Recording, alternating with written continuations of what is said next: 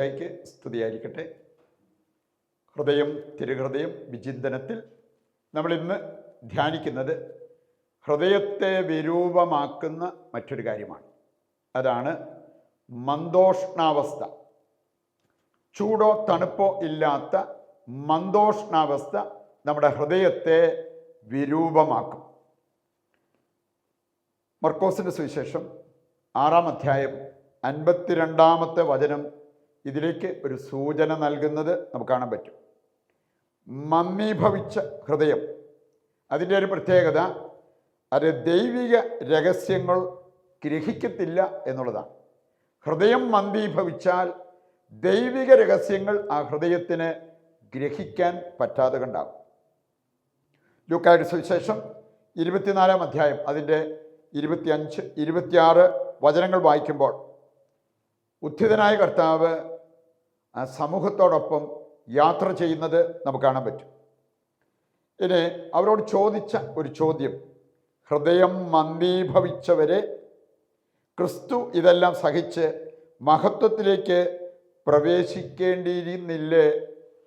അതാണ് ഉത്ഥാനം ചെയ്ത കർത്താവ് അവരോട് ചോദിച്ചത്. കാരണം അവരുടെ ഹൃദയം മന്ദീഭവിച്ചിരുന്നത് കൊണ്ട് ദൈവിക രഹസ്യങ്ങൾ അവർക്ക് മനസ്സിലാക്കാൻ സാധിച്ചില്ല. പിന്നീട് നമ്മൾ കാണുന്നുണ്ട് 32-ാമത്തെ വചനത്തിലേക്ക് വരുമ്പോൾ അവർ തന്നെ ഏറ്റുപറഞ്ഞ ഒരു കാര്യം, അവൻ നമ്മോട് സംസാരിച്ചു കൊണ്ടിരുന്നപ്പോൾ നമ്മുടെ ഹൃദയം ജ്വലിച്ചിരുന്നില്ലേ? ഹൃദയം മന്ദീഭവിച്ചാൽ ദൈവം നമ്മോട് സംസാരിച്ചാലും അത് നമുക്ക് മനസ്സിലാക്കാനായിട്ട് സാധിച്ചെന്ന് വരില്ല. നമുക്കിതിൻ്റെ വെളിച്ചത്തിൽ ഏതാനും ചില കാര്യങ്ങൾ, ഒരു 2-3 കാര്യങ്ങളെങ്കിലും പ്രധാനപ്പെട്ട കാര്യങ്ങൾ മനസ്സിലാക്കിയിരിക്കാം. ഒന്നാമത്തെ കാര്യം, ദൈവമക്കൾക്ക് ഭൂഷണമാകുന്നത് തുടിക്കുന്ന ഹൃദയമാണ്. മന്ദീഭവിച്ച ഹൃദയമല്ല ദൈവമക്കൾക്ക് വേണ്ടത്, തുടിക്കുന്ന ഹൃദയം.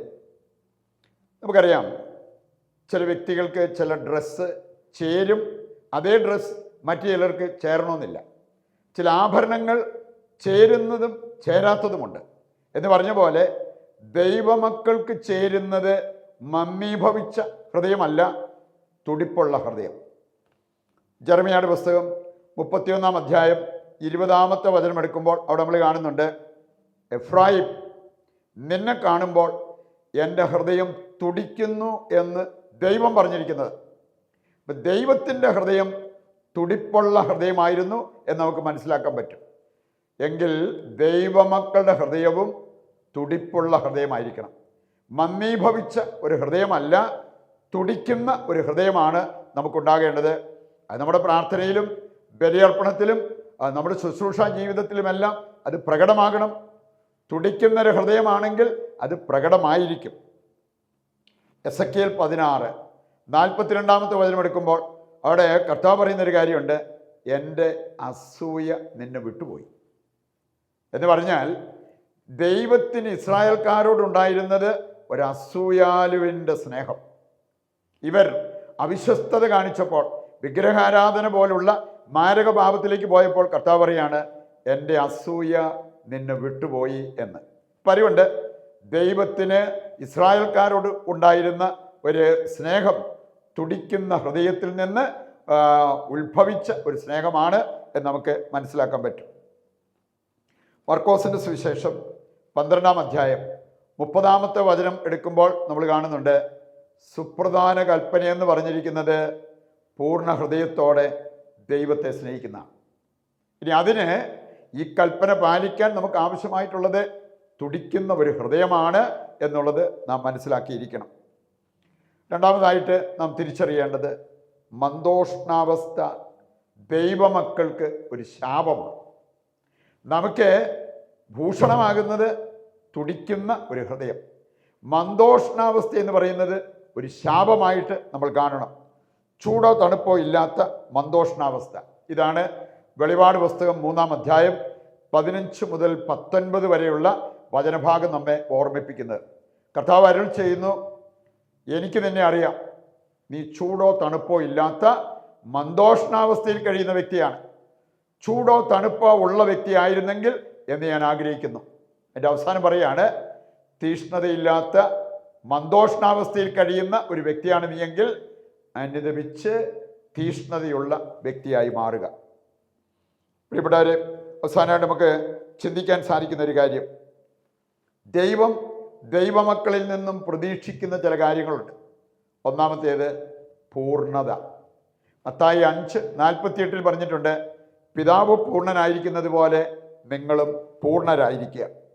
മറ്റൊരു കാര്യം, എസെക്കിയേലിൻ്റെ പുസ്തകം 21:6 വായിച്ചാൽ അവിടെ പറഞ്ഞിട്ടുണ്ട്, ഹൃദയം പൊട്ടുമാറ് നെടുവീർപ്പിടുക. അപ്പം അങ്ങനെ പ്രാർത്ഥിക്കാൻ സാധിക്കണമെങ്കിൽ ശരിയായ ഒരു ഹൃദയം, തുടിക്കുന്ന ഒരു ഹൃദയം നമുക്കുണ്ടാകണം. അവസാനമായിട്ട് ഇവിടെ ശുശ്രൂഷയിൽ നമ്മൾ തീഷ്ണതയുള്ളവരായിരിക്കണം എന്ന് കർത്താവ് പ്രതീക്ഷിക്കുന്നുണ്ട്. റോമ 12:11 തീഷ്ണതയിൽ മാന്യം കൂടാതെ ആത്മാവിൽ ജ്വലിക്കുന്നവരായി കർത്താവിന് ശുശ്രൂഷ ചെയ്യുക. ഇക്കാര്യങ്ങൾ ഹൃദയത്തിലേക്ക് ഏറ്റെടുത്തുകൊണ്ട് നമ്മുടെ ഹൃദയം നേരെയാക്കാൻ, വിശുദ്ധീകരിച്ചെടുക്കാൻ നമുക്ക് പ്രാർത്ഥിക്കാം. നമ്മളിന്ന് കോമൺ നിയോഗമായിട്ട് വയ്ക്കുന്നത് ആത്മീയ മന്ദത ബാധിച്ചവരുടെ ഒരു തിരിച്ചുവരവ്, തീഷ്ണതയിലേക്കുള്ള അവരുടെ തിരിച്ചുവരവ്. ഈ നിയോഗം വെച്ച് നമുക്ക് പ്രാർത്ഥിക്കാം. ഏറ്റവും പരിശുദ്ധമായ ഈശോയുടെ തിരുഹൃദയമേ, എല്ലാ അനുഗ്രഹങ്ങളുടെയും ഉറവിടമായ അങ്ങയെ ഞങ്ങൾ ആരാധിക്കുകയും അങ്ങയുടെ തിരുഹൃദയത്തിൽ ഞങ്ങളെ പ്രതിഷ്ഠിക്കുകയും ചെയ്യുന്നു.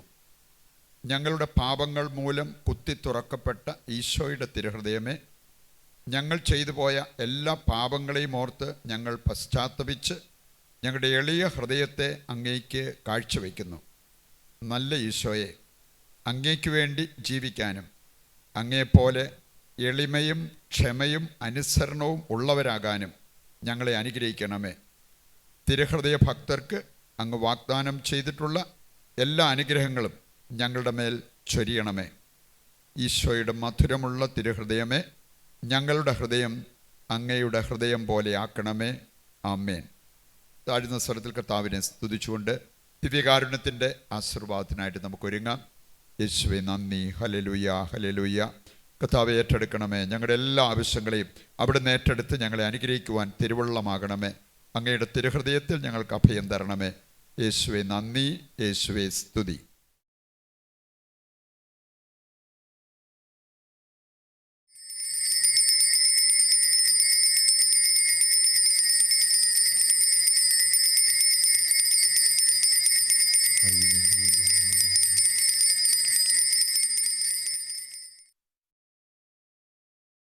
പരിശുദ്ധ പരമ ദിവ്യകാരുണ്യത്തിന് എന്നേരവും ആരാധനയും സ്തുതിയും പുകഴ്ചയും ഉണ്ടായിരിക്കട്ടെ. ഈശോ മിശിഹായ്ക്ക് സ്തുതിയായിരിക്കട്ടെ. ദൈവം നിങ്ങളെ സമർത്ഥമായി അനുഗ്രഹിക്കട്ടെ.